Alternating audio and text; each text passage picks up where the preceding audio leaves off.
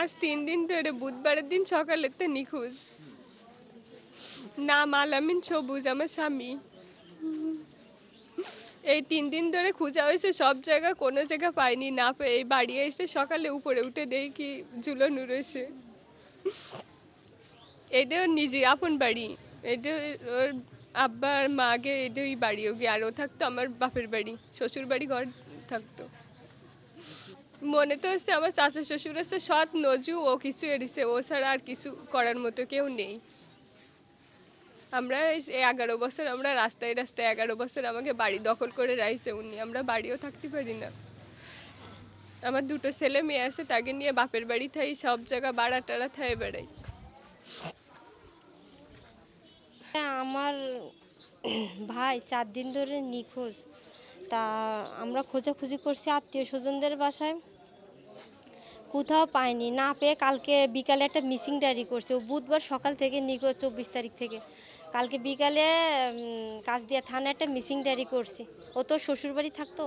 তারপরে হচ্ছে গিয়ে আমার বাপের বাড়ি যেটা মিউনিসিপ্যাল ট্যাং রোড, খুলনায় সদর থানার আন্ডারে, ওইখানে আমার বাপ মা তো দুজনেই মারা গেছে। তা আমাদের ওই বাড়িটা নিয়ে আমাদের গ্যাঞ্জাম চলতেছে আমার চাচার সাথে। এখন ওই আমরা সব জায়গায় খোঁজাখুঁজি করে না পেয়ে ওই ট্যাং রোডে আমাদের ওই বাড়িতে এসে আমরা খুঁজেছি। তারপরে দেখেছি আমার ভাইয়ের লাশ ঝুলানো, গলায় দড়ি দেওয়া, ঝুলায় রাখছে। এখন অবশ্যই এটা হত্যা, কারণ কি আমার ভাই তো নিজে নিজে আইসে তো আর মরবে না, তার তো আর মরার কোনো কথাই না। তার বউ আছে, বাচ্চা আছে, সে খালি শুধু এই বাসায় আসতে চায়, এই বাসায় আসতে চায়, এই বাড়ি আসতে চায়, এই বাড়ি আসতে চায়। বাড়ি আইসে ওরে মনে হয় মায়ের ঝুলায় রাখছে।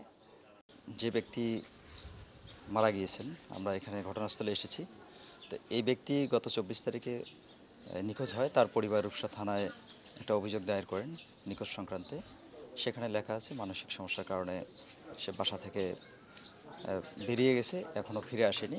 তা আমরা সেই অভিযোগটি সেটাও আমরা আমলে নিয়েছি এবং একই সঙ্গে এখানে আমরা ঘটনাস্থলে এসে ঘটনাস্থল পরিদর্শন শেষে আমাদের তদন্ত অব্যাহত রয়েছে। মৃত্যুর প্রকৃত কারণ উদ্ঘাটন পরবর্তীতে করা সম্ভব হবে। আমাদের তদন্ত কার্যক্রম অব্যাহত রয়েছে।